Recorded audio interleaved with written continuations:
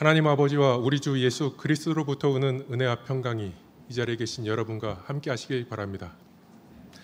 성서 공부할 때 좀 오버했는데요. 그것 때문에 평강이 깨진 건 아닌가 모르겠습니다. 예. 긴장이 참 많이 돼요. 여기 올 때마다. 큰일 났어요. 네. 기도 부탁드립니다. 네. 오늘은 교회를 고려 성령 강림으로 셋째 주일입니다. 제가 올해 성령 강림 주일이 몇 번인지 이렇게 한번 달력을 세봤는데요. 21번째 주일이나 있더라고요. 교회력에서 성령 강림 절기가 가장 긴데 그만큼 성령께서 우리 삶에 얼마나 중요한지를 알려주는 것 같습니다. 특히 이 시기에는 주님께서 우리에게 주신 성령 안에서 우리가 어떤 인생을 살아야 하나 질문을 하게 합니다. 성령과 함께하는 삶이란 과연 무엇일까요? 오늘 갈라디아서 말씀은 자유에 대한 이야기를 들려줍니다. 우리는 흔히 자유라고 하면 아무런 제약이나 속박 없이 그야말로 마음 내키는 대로 사는 것을 자유라고 생각합니다. 그러나 과연 그것이 진정한 자유일까요? 어쩌면 또 다른 굴레는 아닐까요? 오늘 말씀에서 사도 바울은 주님께서 우리에게 주신 자유를 설명합니다. 갈라디아서 5장 13절을 다 함께 읽겠습니다. 갈라디아서 5장 13절입니다. 함께 읽겠습니다. 형제들아, 너희가 자유를 위하여 부르심을 입었으나 그러나 그 자유로 육체의 기회를 삼지 말고 오직 사랑으로 서로 종로를 따라. 이 말씀은 매우 모순 같아 보여요. 자유를 위해 부르심을 받았는데 이 자유로 종노릇을 하라니 말입니다. 마치 우리가 드디어 자유를 얻었는데 결국엔 다시 누군가를 섬기는 종이 되라는 말처럼 들립니다. 하지만 여기에 복음의 깊은 진리가 숨어 있습니다. 우리가 받은 자유는 방종과 이기적인 욕망을 채우는데 쓰이는 자유가 아닙니다. 주님께서 우리를 사랑하신 그 사랑으로 타인을 섬기는 자유입니다. 그런데 바울은 갈라디아 교회에 왜 자유를 말하고 있을까요? 바울은 전도 여행 중에 교회를 세우며 오직 예수 그리스도를 믿는 믿음으로 구원을 받는다고 설교합니다. 얼마 후 기독교로 개종한 유대인 일부가 갈라디아 교회로 들어옵니다. 그들은 구원을 받으려면 예수님을 믿는 것 외에 할례를 받고 모세의 율법을 지켜야 한다고 가르칩니다. 그들이 가르치는 것은 겉으로는 신앙으로 보입니다. 그러나 사실은 받을 자격 없는 자에게 거저 주시는 하나님의 은혜, 그리고 오직 믿음으로 받는 복음의 본질을 흐리게 합니다. 바울은 이것을 다른 복음이라고 말합니다. 구원을 위해 어떠한 다른 조건을 추가하는 것은 그리스도의 복음이 아니라고 갈라디아 교회에게 강하게 경고하고 있는 것입니다. 고대 그리스 철학에서 아디아포라라는 단어가 있는데요. 그 자체로 선하지도 않고 악하지도 않은 것들을 뜻하는 단어입니다. 아디아포라에는 건강과 질병, 부와 명예, 그리고 명성 등을 포함합니다. 그리스 철학자들은 이런 것들이 자신의 도덕적 품성이나 진정한 행복에 큰 영향을 주지 않는다고 보았습니다.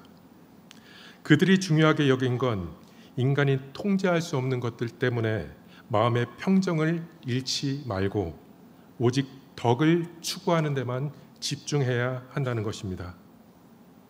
이 개념은 후에 기독교 신학, 특히 루터교 신학에서 중요하게 받아들여졌는데요. 구원의 필수가 아닌 교회의 관습들을 말합니다.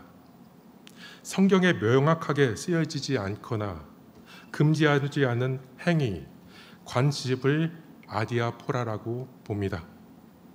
예를 들어 특정 음식을 먹는 것, 특정 날을 지키는 것 등등, 이런 것들은 신앙의 본질이 아니니 신자들의 자유에 맡깁니다. 사도 바울은 갈라디아 교인들에게 하나님의 사랑, 이웃 사랑의 율법의 세세한 조항에 얽매일 필요가 없다고 자유를 강조합니다. 우리가 무엇을 먹든 어떤 날을 지키든 그것이 신앙 본질의 문제, 즉 그리스도를 믿는 구원과 직결되는 것이 아니라는 것입니다. 그러나 여기서 중요한 것은 이러한 자유가 사랑이라는 울타리 안에서 작용해야 된다는 것입니다. 내게 주어진 자유가 다른 사람들에게 걸림돌이 되거나 상처를 준다면 그것은 진정한 자유가 아닙니다. 오히려 사랑이 없는 자유로 자신에게만 굽어진 이기적인 존재가 될 뿐입니다.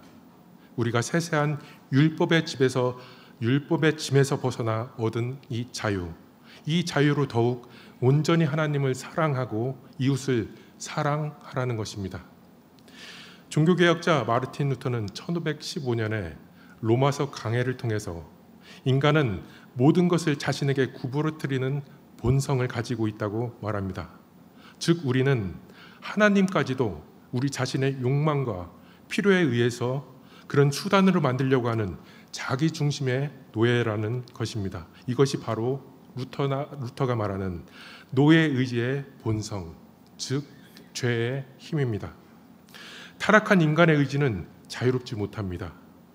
겉으로는 자유롭게 선택하는 것 같지만 실제로는 자신의 욕망과 이기심에 갇혀있는 그런 노예 상태입니다.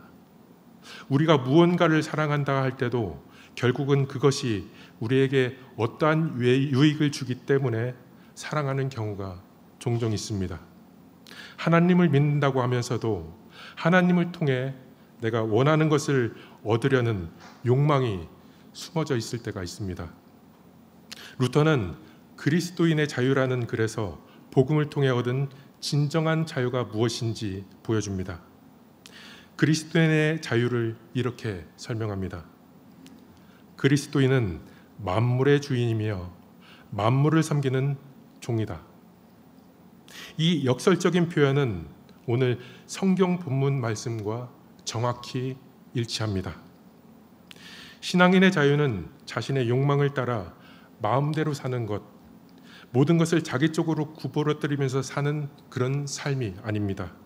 오히려 내가 아닌 이웃을 향해 팔을 펼쳐 섬기고 사랑할 수 있게 된 것입니다.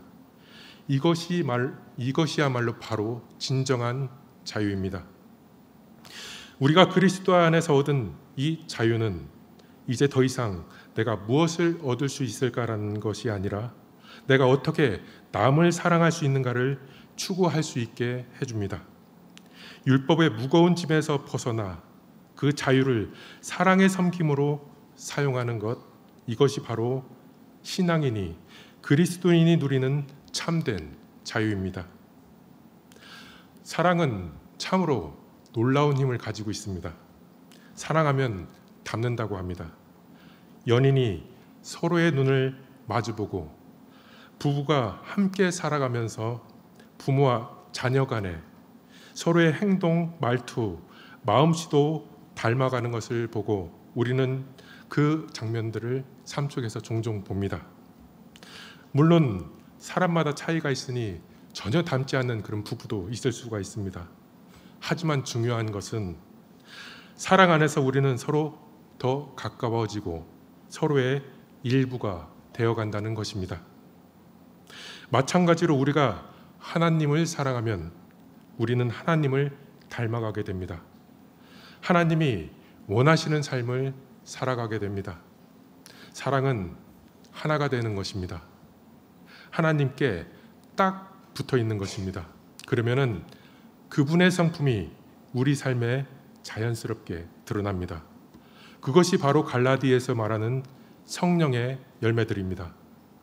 갈라디아서 5장 22절에서 23절을 다 함께 읽겠습니다. 갈라디아서 5장 22절에서 23절 말씀입니다. 다 함께 읽겠습니다. 오직 성령의 열매는 사랑과 희락과 화평과 오래 참음과 자비와 양성과 충성과 온유와 절제니 이 같은 것을 금지할 것이 없느니라.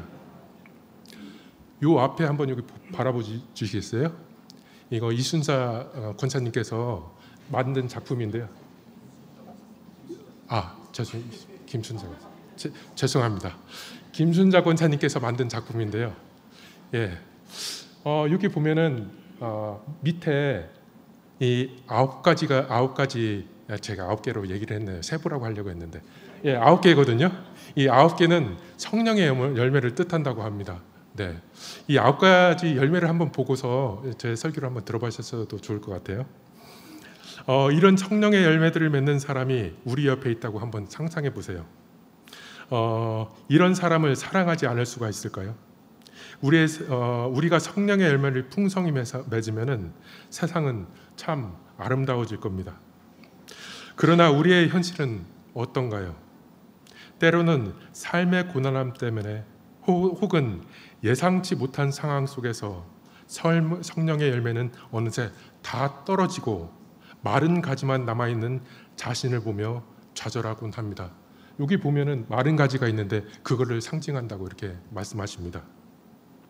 어떤 분은 이렇게 얘기할지도 모릅니다. 나는 하나님을 믿기 전이 더 자유로웠어요. 왜냐하면 화를 내고 싶을 때는 화내고 짜증내고 싶을 때는 짜증을 냈죠. 하나님을 믿지만 이런 마음이 없어지지 않아요. 사실 우리 안에 이런 마음이 완전히 사라지기는 어렵습니다. 말씀을 묵상하고 신앙생활을 하지만 타인에게 상처를 주거나 상처를 받으면 마음이 너무 안 좋습니다. 그 상황이 지나면 후회가 되고 가슴이 참 아픕니다. 선을 행할 수 있는데 하지 않은 것도 마음이 아프고 주변 사람들에게 상처를 주는 말을 하면 점점 더 마음은 아파만 갑니다. 우리는 성령께서 바라는 것과는 정반대로 악한 일을 하는 본성이 있습니다. 우리 속에 있는 이 두 힘은 우리의 마음을 두고 끊임없이 싸우고 있어요. 그리고 우리는 양쪽 틈에 끼어서 진정으로 원하는 선을 행하지 못하거나 원치 않은 악을 행하게 되는 상황에 놓이기도 합니다. 사도 바울은 우리 내면의 이런 깊은 갈등을 잘 알고 있습니다. 이런 우리에게 사도 바울은 음행, 악행, 우상숭배, 주술, 원수 맺는 것, 분쟁, 시기, 분노, 분열, 투기, 도를 넘는 음주, 방탕하게 살아나가는 자들에게는 하나님 나라를 유업으로 받지 못한다고 경고합니다. 하나님을 믿는다고 하지만 여전히 악한 본성에 흔들리는 저의 모습을 보면서 저는 마음이 좀 아픕니다. 악한 생각이 들 때마다 제 안에 계시는 성령이 주시는 고통을 어떻게 말로 표현할지 모르겠어요. 가슴 깊은 곳에 꼬챙이로 콕콕 이렇게 찌르는 듯한 고통입니다. 그러나 저는 주님 보기에 부끄러운 삶을 살 때마다 마음에 생기는 이 고통과 이 번뇌, 이런 후회, 이게 바로 성령께서 저를 이끌고 계신다는 분명한 증거라고 생각합니다. 성령은 우리의 헛된 욕망과 충돌하시면서 우리가 하나님의 뜻대로 살아가도록 인도하시는 분입니다. 처음에는 아프고 힘들지만은 양심의 고통을 통해 훈련을 받으면서 우리의 고약한 성품은 점차 정화되고 우리는 자유롭게 선을 행할 수 있는 존재로 변하게 됩니다. 우리 안의 성령은 당신의 자녀를 당신의 자녀답게 만들어 가시는 그런 분이시기 때문입니다. 성령이 마음에 있는 사람은 주어진 자유로 어떻게 신앙인답게 살아가야 할지를 생각합니다. 성령을 따르는 자유는 방종이나 자기 마음대로 사는 것이 아닙니다.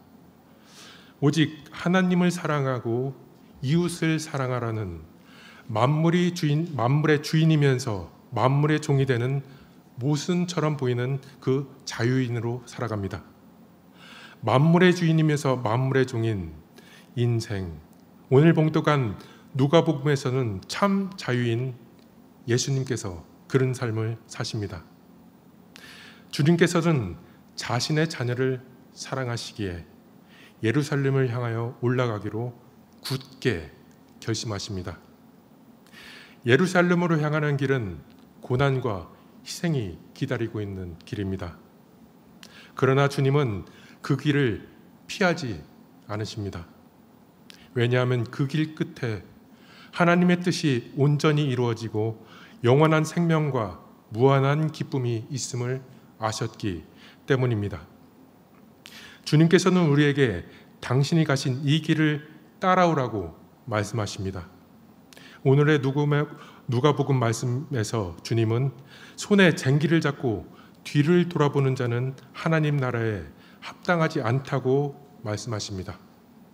이 말씀은 우리의 과거의 욕망이나 세상의 가치에 얽매이지 않고 오직 하나님 나라를 우리 삶의 최우선으로 두며 굳건히 살아야 한다는 말씀입니다. 우리 안에 계시는 성령을 따르면 악과 불의에 저항하다가 힘들어 쓰러질 때도 있지만 다시 일어나 세상에 희망을 주는 참 자유인으로 살아가게 됩니다. 일상에서 누군가에게 분노하거나 이기적인 마음이 들었을 때, 혹은 마땅히 해야 할 사랑의 행동을 망설일 때, 우리 내면에서 울리는 양심의 소리를 외면하지 마십시오. 그 순간 잠깐 멈춰서서 지금 성령께서 나에게 말씀하고 계시는구나라고 깨닫고 즉시 돌이키려는 노력이 중요합니다. 악에게 지지 말고 선으로 악을 이기는 것, 이것이 바로 육체의 욕망에 맞서 성령을 따르는 첫 걸음입니다. 그리고 그 순간을 지나 다시 한번 그 상황을 떠올려 보시기를 바랍니다. 후회의 감정보다는 새로운 평안이 찾아오는 것을 느끼게 될 것입니다. 이것이 바로 우리 안에 성령께서 살아계시고 함께 하신다는 증거입니다. 우리의 모든 삶에서 우리 안에 계시는 성령의 음성에 귀를 기울여 보세요. 때로는 세미한 소리로, 때로는 마음의 울림으로 이끄시는 그분의 인도하심을 따라가세요. 성령 안에서 기쁨으로 아름다운 열매를 풍성히 맺으며 성령을 따르는 참된 자유인으로 살아가기를 소망합니다. 사도 바울의 권면으로 설교를 마치겠습니다. 갈라디아서 5장의 마지막 구절인데요. 새번역 성경으로 제가 읽겠습니다. 우리는 잘난 체하거나 서로 노엽게 하거나 질투하지 않도록 합시다. 그리스도 예수께 속한 사람은 정욕과 욕망과 함께 자기의 육체를 십자가에 못 박았습니다. 우리가 성령으로 삶을 얻었으니 우리는 성령이 인도해 주심을 따라 살아갑시다. 아멘. 그리하면 모든 지각에 뛰어난 하나님의 평강이 그리스도 예수 안에서 우리의 마음과 생각을 지키실 것입니다. 아멘. 오늘 말씀 묵상하며 잠시 침묵기도 하도록 하겠습니다.